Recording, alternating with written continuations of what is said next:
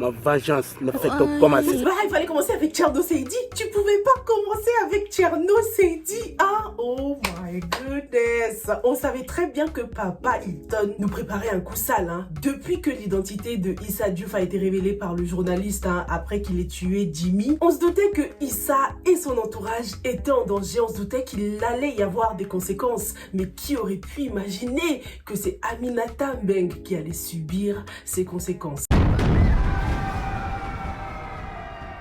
Bonjour à tous et bienvenue dans cette nouvelle analyse. Aujourd'hui, on va parler donc de cet épisode final que personnellement j'ai trouvé incroyable. Même s'il y a beaucoup de choses qui nous ont frustrés cette saison, on peut dire qu'ils se sont bien rattrapés, hein, avec cette scène finale. C'était vraiment de l'excellent boulot et it makes so much sense lorsqu'on y pense. Cette mort a tellement de sens et ça rend toute l'histoire encore plus impactante.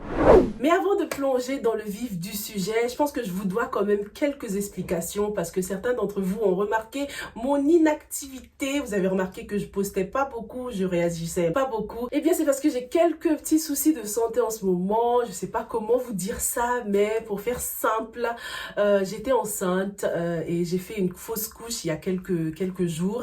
Ce qui fait que voilà, je suis pas à 100% en forme en ce moment. Je vous laisse imaginer la douleur mentale et physique que ça peut être. Si ça ne tenait qu'à moi, je serais dans mon lit à cette heure-ci, les gars. Mais ça me fait aussi du bien de m'apprêter pour être devant une caméra et penser à autre chose, parler d'autre chose, quoi. En tout cas, n'ayez pas du tout pitié pour moi, les gars, ok? Je vais de mieux en mieux, je suis très bien entourée. Tout ce que je vous demande, c'est de m'envoyer des ondes positives, ok? Allez, let's get into it.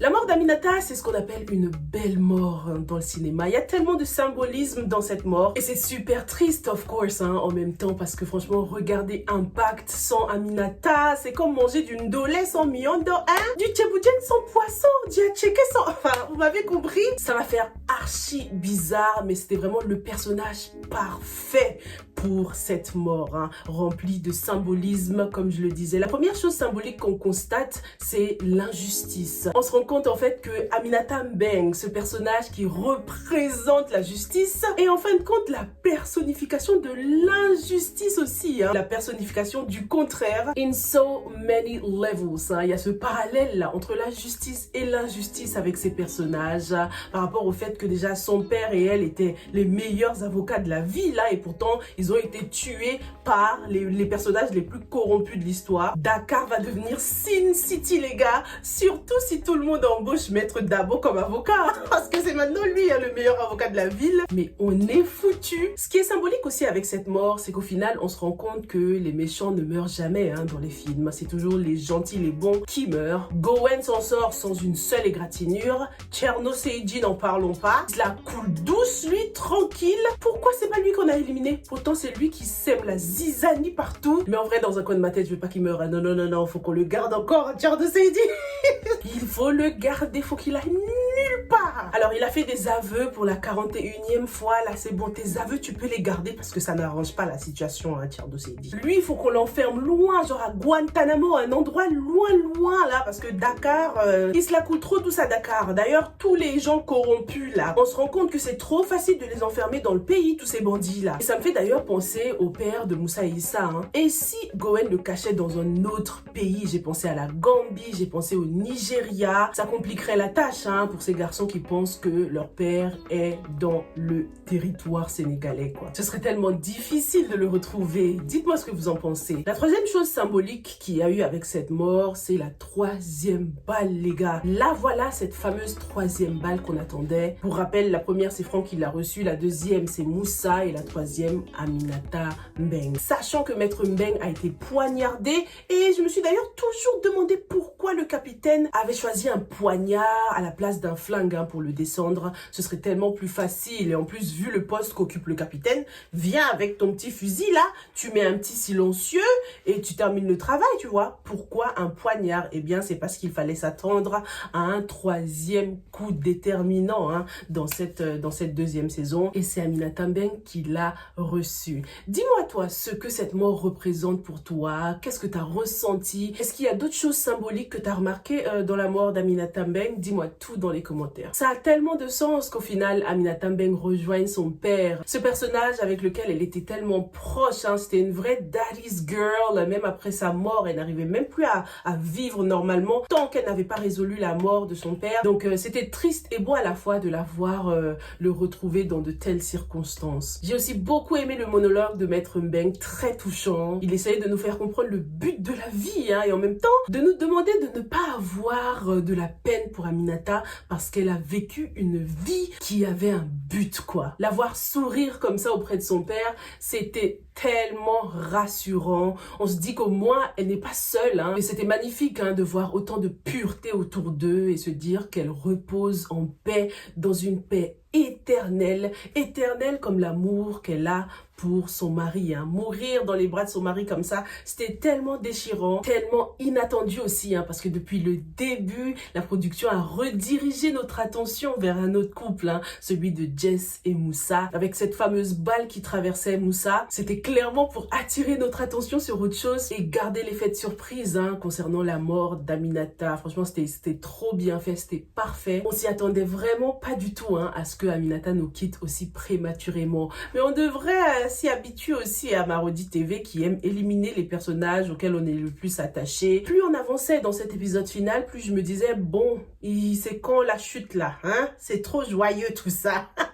On est trop de bonne humeur, on rigole trop, donnez-nous du sang. On s'y attendait à une chute de ouf, mais franchement, je pensais que c'était Issa qui allait mourir. Jamais de la vie, j'aurais pensé que Aminata allait se recevoir cette balle, quoi. Cette balle fatale. Gowen et Papa Hilton qui étaient en train de rire de satisfaction en plus. Oh là là, ils m'ont écœuré ces deux-là. J'avais envie de les boxer.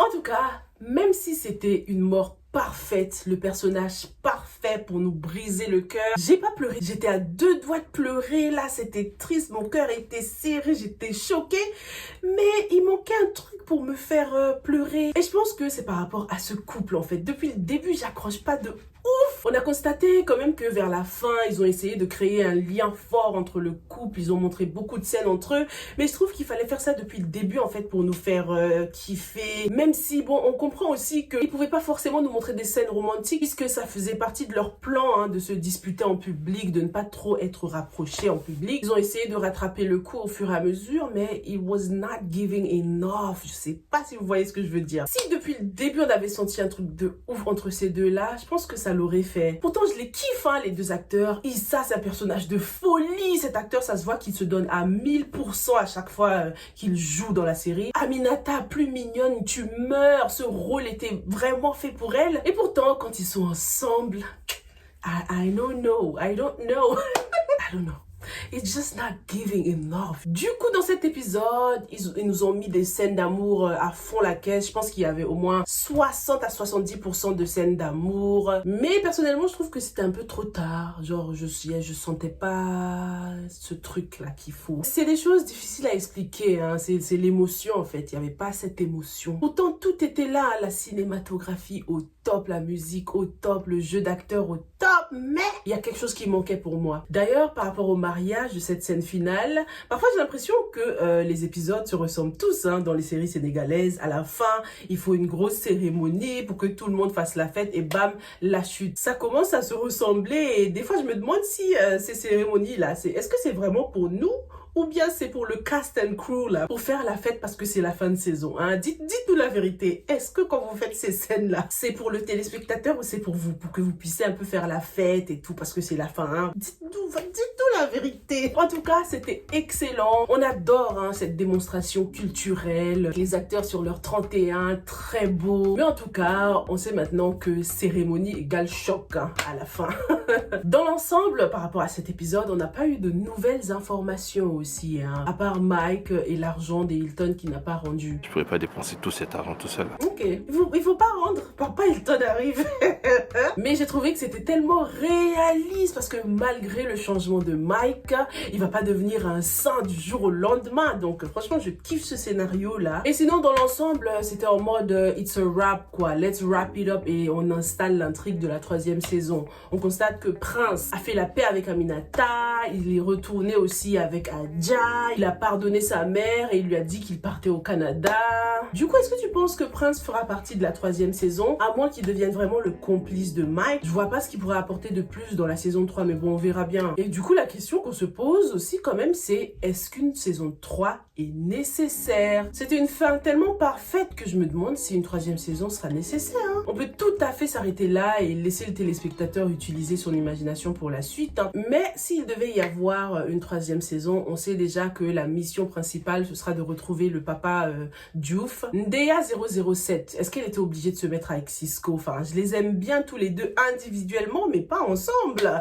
Et d'ailleurs, Bamba a dit qu'il était amoureux de quelqu'un. Est-ce que vous pensez que c'est de Ndeya qu'il est amoureux? Sachant que Ndeya est toujours amoureuse de Issa, je pense que ça fera un bon clash entre le binôme Bamba-Issa du coup. Ce serait intéressant de développer ça, pourquoi pas. À condition que le rôle de Ndeya ne se résume pas à une histoire d'amour. On veut la voir en mode karatéka, sortir des armes, sauter par la fenêtre. Moi, je vais la voir slay Ndeya dans la 3e saison parce que on sent qu'elle en est capable. Finalement, elle n'est la sœur de personne, mais on ne sait toujours pas d'où elle vient. On la connaît pas encore, donc mystère. C'est encore un personnage mystérieux qu'on a hâte de découvrir dans la saison 3, s'il y en aura une. Dans la saison 3, je pense que le personnage de Mike aura beaucoup plus d'importance. Déjà par rapport à l'entreprise, s'il garde l'argent des Hilton, est-ce que ça va faire couler l'entreprise parce que c'est de l'argent sale? Comment est-ce qu'il va dépenser cet argent, tu vois? Mike a donc retrouvé son fils, c'était vraiment beau. En plus, tout se passe bien avec Angèle. Il a fait les présentations à la famille. C'était très beau, très gnangnan, tout ça. Mais dans ma tête, je me disais, oubliez pas de remercier Fatih quand même,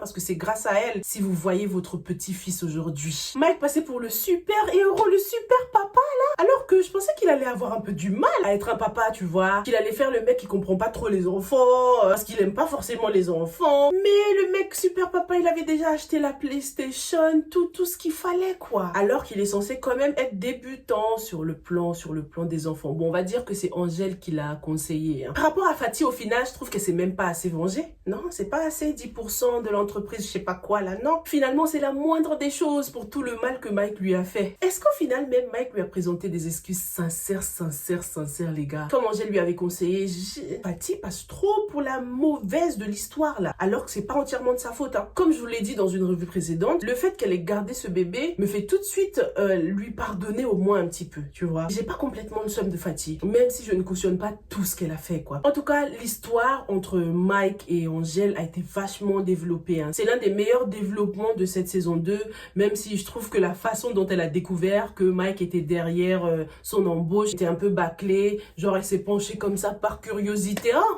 Donc c'est Mike. Enfin, d'où Angèle a fait ça? Elle s'est assurée que personne ne la voyait pour bien regarder la fiche du mec. Enfin, c'était chelou un peu, mais bon. On laisse passer. Ce que je veux dans la 3e saison, c'est que Fatih vienne mettre son sable dans la tchéké de Mike et Angèle. Et là, ça va barder. Parce qu'on n'a pas encore vu de quoi Angèle est capable. Comment défendrait-elle cet amour? Tu vois, j'ai envie de savoir. Le fait que Fatih ait des parts dans Gradel Worldwide signifie forcément qu'ils vont se voir plus souvent, elle et Mike. Je veux être impliquée à tous les niveaux. Au moins, les réunions seront plus divertissantes. On sait qu'elle l'aime toujours quand même un peu, c'est juste son côté vengeance qui prend le dessus pour l'instant. En tout cas, je veux que Fatih continue à embêter la famille Gradel, tu vois ce que je veux dire? Quitte à s'allier même avec Papa Hilton, puisque c'est son style de toute façon.